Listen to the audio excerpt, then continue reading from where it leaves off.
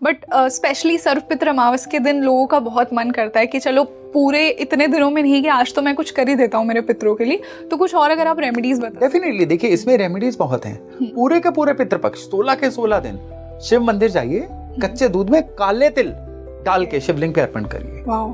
People का पेड़ जो है संडे को एक्सक्लूड करिए बीच में से। अच्छा। रोजाना बाकी के दिन पीपल के पेड़ पे जाइए, पीपल के पेड़ पे भी जल अर्पण करके आइए और पितरों की शांति की प्रार्थना करिए।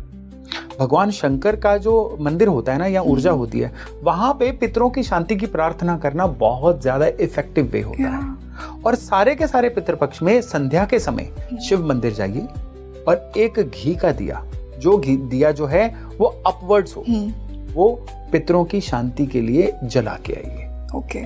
आटे का दिया बना के उनकी शांति के लिए जला के आइए। रोज प्रार्थना करिए कि हमारे पितृ इस समय जहां पे जिस भी परिस्थिति में है, प्रभु उनको सद्गति दीजिए। ओके। और रोज के रोज ये करना है। ये मत सोचिए कि हमारे घर में फलानी तिथि है उसी तिथि पे करेंगे, वो तो करेंगे ही, वो तो आपका रिचुअल है। पूरे के पूरे 16 दिन करिए। ये उन लोगों के लिए बड़ा इंपॉर्टेंट है जिनकी कुंडली में ग्रहण दोष है, जिनकी कुंडली में पितृ दोष है, या फिर जिनके जीवन में इन 5 सिम्टम में से कोई एक सिम्टम आ रहा है। कौन से 5 सिम्टम है?